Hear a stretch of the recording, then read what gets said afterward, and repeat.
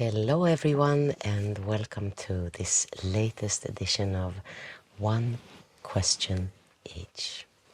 Today it is my turn to ask Igor a question, and I was pondering for a bit, so I'm going to ask Igor a relationship question that relates to Shiatsu, because I know from myself being a giver of Shiatsu, I do find that the Shiatsu treatment is one of the most intimate spaces where you meet another human. There's an unspoken complete surrender from one person and of deep care and responsibility from the giver.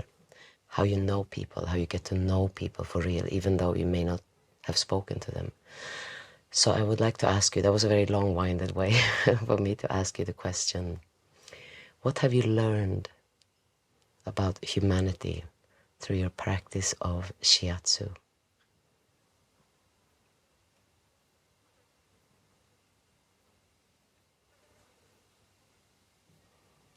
That everyone wants to love and be loved.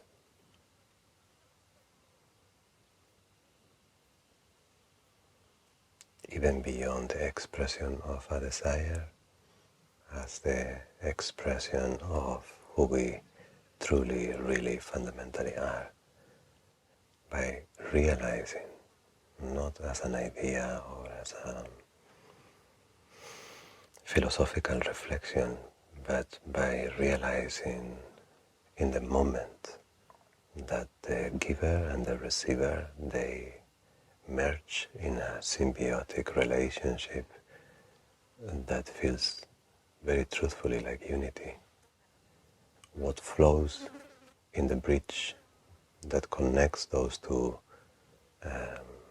relative parts of the unity, when you pay attention to what flows in that bridge, it's love.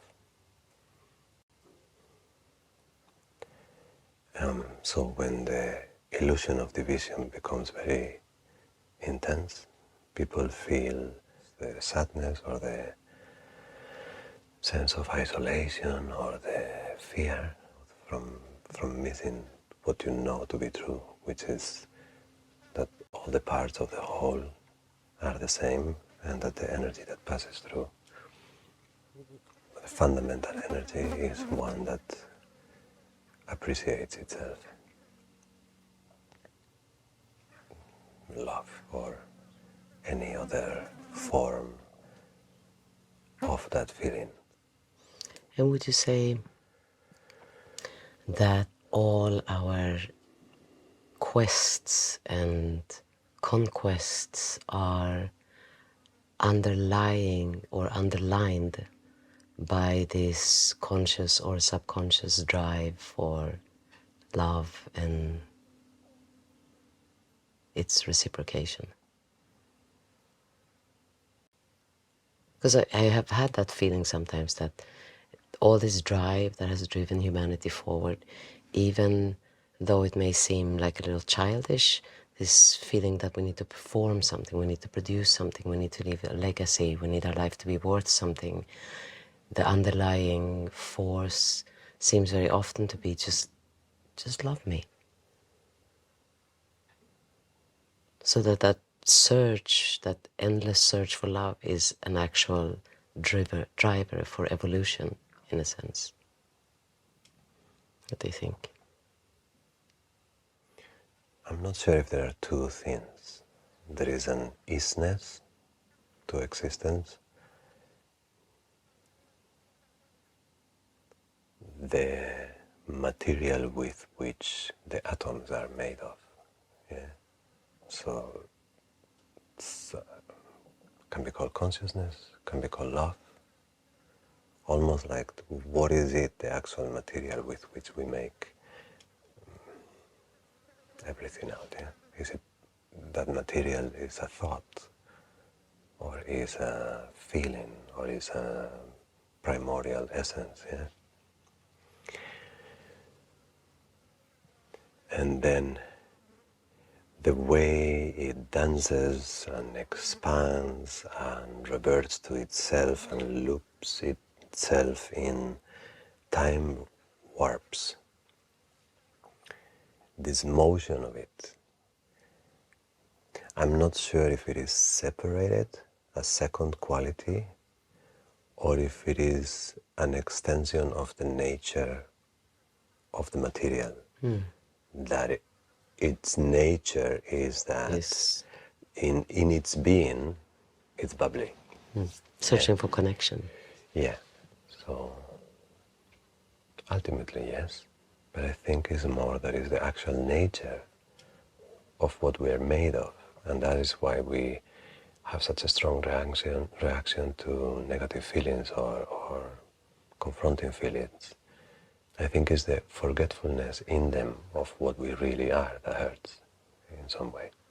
So when you meet in Shiatsu and you put the hands on somebody's back and you feel the area of the liver and it's like it wants to speak. So it becomes very supportive because you really feel heard. And even the therapist also you feel heard because you feel your Shiatsu friend is really deeply listening to your hands as well. So it becomes a wonderful way to communicate, such beautiful way to communicate from heart to heart, from soul to soul, bypassing the addictions and the frictions that often our personalities create to each other. It's almost like the polar opposite of spiritual bypassing. It's like instead of bypass spiritually, you go through the body. Yeah. So it's a fleshy directness into someone's core. And by doing that, you cannot help but by offering your core, yeah? And I think one thing that is very interesting and very beautiful and very surprising now, your influence over impermanence. Because there are very few times that you are with something that feels like something, and just by you being there with your mind, with your intention, that after a while it is a different something. Like the tissue go from this to that, and there's nothing else but an energetic transmission that is speaking directly to the quality of life itself, so that the quality of life itself manifests itself as your union. So it really is like a little touch of magic, and I never experienced that with any other sort of physical connection, but with Shiatsu it's quite remarkable. And what is remarkable is how, I'm not going to say easy, but how simple it is. Yeah. Because you are not like generating some sort of internal ritual. Maybe sometimes you can become a little colorful in your energetic and mystical approach to the healing, yeah?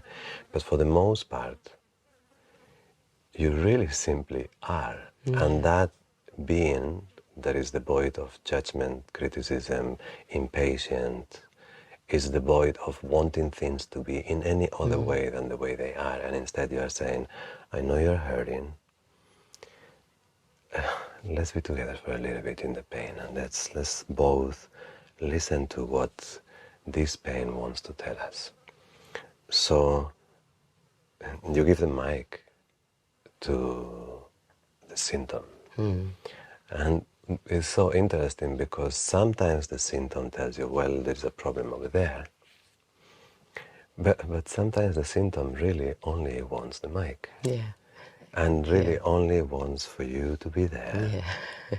For you to inspire a little forgiveness to the moment that is difficult, that expresses itself on the breath.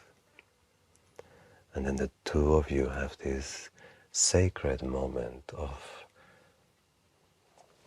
deep silence. And in that deep silence, what wants to be expressed is expressed for the most part by softening. Whatever it is, it softens, it smiles, maybe, and it goes, ah.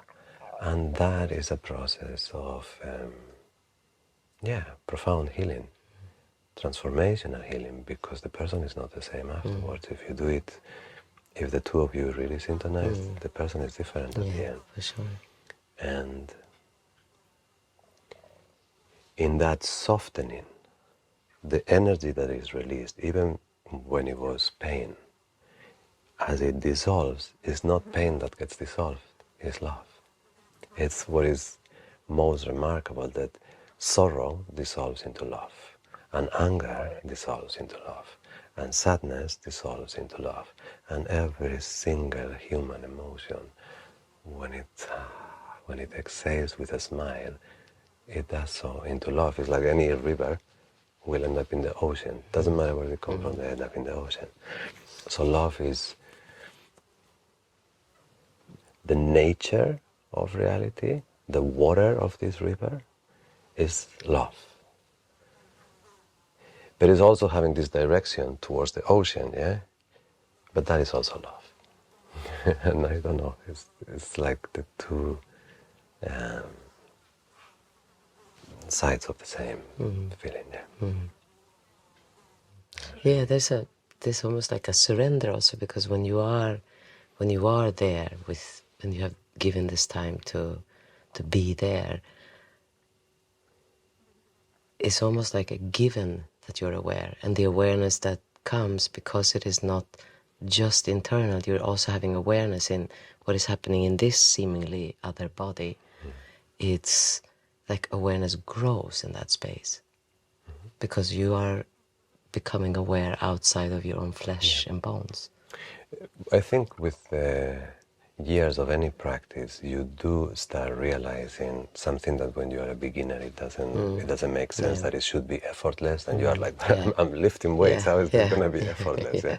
I'm running a marathon. But now when I hear a singer or a musician and they say, no, I did not compose this, it just kind of came through me, yeah, I understand. Beautiful. Well, we shall see you next time. Yes, and for the moment we are finding things to talk about, but it's always useful to know what is in your mind and in your heart. So, And what is useful for you. yeah, so just send us a line and we will approach it. Thank you very much.